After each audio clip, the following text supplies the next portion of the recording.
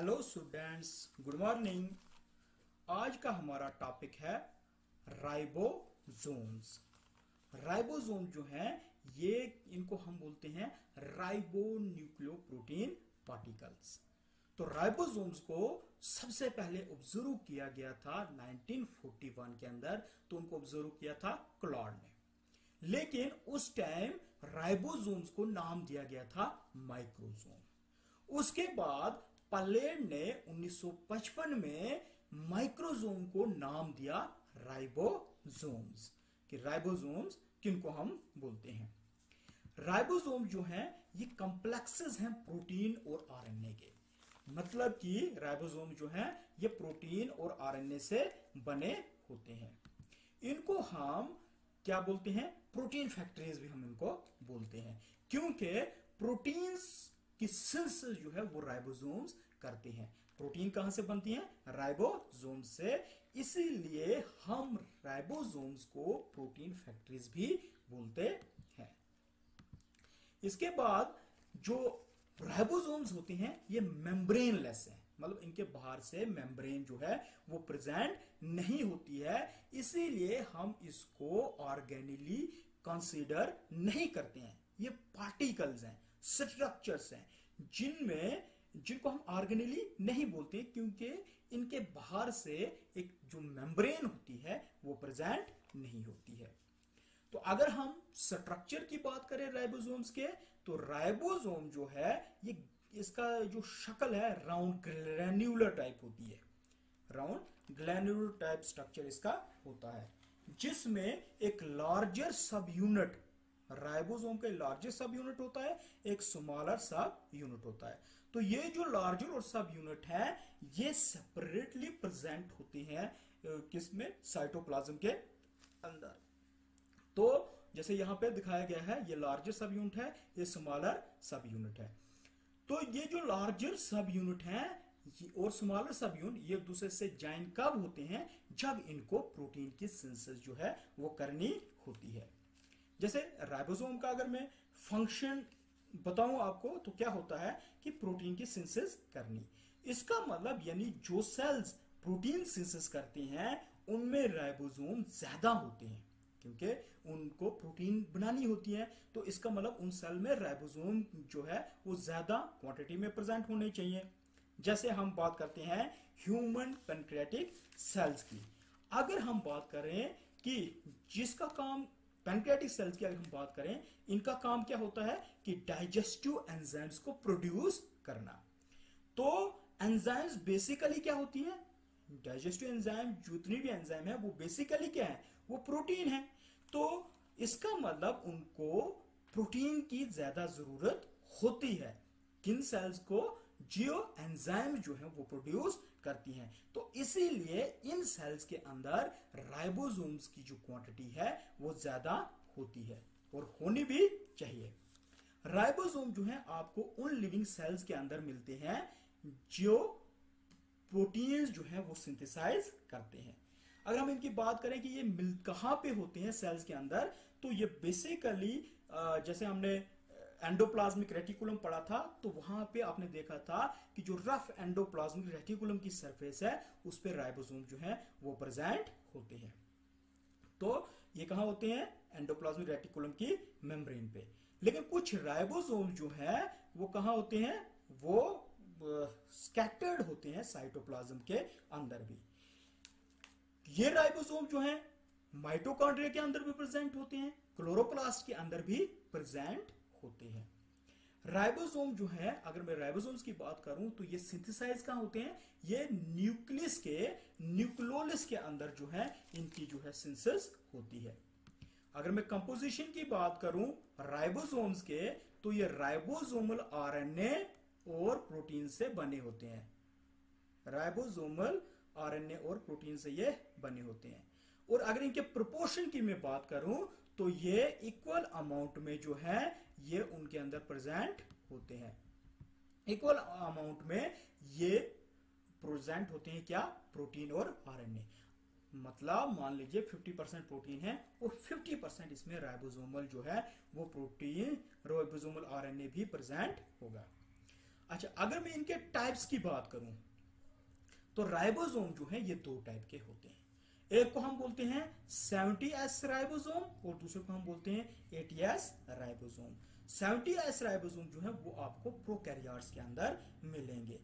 वो सेल्स, वो प्रोकैरियोट्स जो प्रोटीन की सिंथेसिस करते हैं, उनकी सिंथेसिस कौन करता है? 70S राइबोसोम प्रोकैरियोट्स के अंदर। लेकिन ये कुछ यूकैरियोट्स के माइटोकॉन्ड्रिया और क्लोरोप्लास्ट में भी प्रेजेंट होते हैं। जैसे माइटोकॉन्ड्रिया में भी राइबोसोम जो है वो किस टाइप के होते हैं? 70S राइबोसोम प्रेजेंट होते हैं। और क्लोरोप्लास्ट में भी 70S जो राइबोसोम है वो प्रेजेंट होता है। 70S राइबोसोम की अगर मैं बात करूं तो ये दो यूनिट से बना होता है। लार्जर यूनिट जो है वो 50S होता है और स्मॉलर यूनिट जो है वो 30S होता है। तो अगर हम इन दोनों यूनिट को कंबाइन करें तो इट मींस ये तो 80S बन गया। तो ये 70S कैसे है? मान लीजिए मैं एक एग्जांपल आपको देता हूं। हमारा पेन है, जो पेन, और हम उसकी कैप निकालते हैं। मान लीजिए जो हमारी कैप है वो छोटा यूनिट है राइबोसोम का, 70S का 30S यूनिट है, और जो पेन है पीछे वो यूनिट है 50S। तो जब हम कैप को इस पेन के साथ लगाते हैं तो वो थोड़ा सा उसका साइज क्या हो जाता है? कम हो जाता है, मतलब 70S हो जाता है। तो इसी तरह जब 50S यूनिट इस स्मॉलर यूनिट 30S के साथ मैरिज हो जाता है तो होता क्या है कि ये मैरिज होने की वजह से इनका साइज थोड़ा कम हो जाता है। तो ये 10S साइज जो है वो कम होके कितना रह जाता है? 70S राइबोसोम जो है वो रह जाता है। इसी तरह 80S राइबोसोम जो है वो आपको यूकैरियोटिक सेल्स में मिलेंगे। जितने भी ह्यूमन, प्लांट्स, एनिमल्स, या जितने भी यूकैरियोटिक ऑर्गेनिजम्स हैं उनमें 80S राइबोसोम जो है वो प्रेजेंट होता है। 80S राइबोसोम का अगर मैं लार्जर यूनिट की बात करूं तो 60S होता है, और छोटे यूनिट की बात करूं तो 40S होता है। तो अगर दोनों कंबाइन करके देखा जाए तो ये फिर क्या हो जाते हैं? 100 यूनिट बन जाते हैं। लेकिन जब ये मैरिज हो जाते हैं लार्जर यूनिट और स्मॉलर यूनिट एक दूसरे के साथ, तो ये 20S जो है इनका साइज जो है वो कम होके 180S राइबोसोम जो है रह जाता है। अब ये S क्या है? S जो है ये स्वेडबर्ग यूनिट है। स्वेडबर्ग यूनिट क्या है कि ये राइबोसोम के साइज को मेजर करता है, जिससे हम राइबोसोम के साइज को क्या करते हैं? मेजर करते हैं। अब टाइप्स के बाद अगर मैं बात करूं तो उसके बाद हैं फंक्शंस, कि राइबोसोम्स के क्या फंक्शंस होते हैं। ये आपको पता ही है कि बहुत जगह हमने पढ़ा कि राइबोसोम का मेन फंक्शन है प्रोटीन की सिंथेसिस करना। प्रोटीन की सिंथेसिस कैसे करते हैं? With the help of mRNA, जिसको हम मैसेंजर आरएनए बोलते हैं, rRNA, जिसको हम राइबोसोमल आरएनए बोलते हैं, और tRNA, जिसको हम ट्रांसफर आरएनए बोलते हैं। तो इसके अंदर क्या होता है कि ये जो mRNA है ये राइबोसोम के अंदर पास होता है स्मॉलर और लार्जर यूनिट के बीच में से। तो मैसेंजर आरएनए पे क्या होता है? ये इंफॉर्मेशन होती है कि कौन सी प्रोटीन उसको बनानी है। मींस उस पे वो जीन्स प्रेजेंट होती हैं जो ये इंफॉर्मेशन देती हैं कि प्रोटीन्स कौन सी बनानी है। तो एक इसमें tRNA होता है। tRNA का काम क्या होता है कि जितने भी अमाइनो एसिड्स हैं उनको मैसेंजर आरएनए पे लाना, ताकि आपको पता है कि प्रोटीन्स की जो बिल्डिंग ब्लॉक्स हैं वो अमाइनो एसिड है। अमाइनो एसिड के बगैर जो है वो प्रोटीन नहीं बन सकती है। तो tRNA इनको अमाइनो एसिड को मैसेंजर आरएनए पे ले आता है और ये सीक्वेंस में एक दूसरे के साथ जुड़ जाते हैं, एक चेन बन जाती है जिसको हम पॉलीपेप्टाइड चेन बोलते हैं। तो ये पॉलीपेप्टाइड चेन बनके ये प्रोटीन की सिंथेसिस जो है वो करवाते हैं। इस तरह ये प्रोटीन की सिंथेसिस करते हैं। उसके बाद दूसरा फंक्शन है प्रोटेक्शन, कि ये जो मैसेंजर आरएनए है जो राइबोसोम से पास होता है, ये राइबोसोम इस mRNA को क्या करती हैं? प्रोटेक्ट करती हैं। किससे? न्यूक्लियस एंजाइम से। इसी तरह जो ये न्यू चेन जो है यहाँ पे बन रही है, जो पॉलीपेप्टाइड चेन बन रही है, राइबोसोम इनको प्रोटेक्शन देता है प्रोटिएसेस एंजाइम से, ताकि प्रोटीन की सिंथेसिस जो है वो आराम के साथ प्रोटीन की सिंथेसिस इसके अंदर हो जाए। तो दो फंक्शन राइबोसोम्स के होते हैं, एक प्रोटीन की सिंथेसिस करना, दूसरा जो पॉलीपेप्टाइड चेन उस पे बन रही है या मैसेंजर आरएनए जो उसमें है तो वो उनको प्रोटेक्शन करना फ्रॉम डिफरेंट एंजाइम्स। तो एक बार पूरा अगर हम रिव्यू लें पूरे लेक्चर का, तो हमने क्या किया कि राइबोसोम जो है ये राइबो न्यूक्लियोप्रोटीन पार्टिकल्स होती हैं, ये प्रोटीन और आरएनए के कॉम्प्लेक्सेस होते हैं, इनको इसीलिए हम प्रोटीन फैक्ट्रीज भी बोलते हैं क्योंकि ये प्रोटीन की सिंथेसिस करते हैं। राइबोसोम को सबसे पहले डिस्कवर किया क्लर्ड ने 1941 में, जिनको नाम दिया गया माइक्रोसोम, और पैलर्ड ने इनको नाम दिया 1955 में राइबोसोम्स।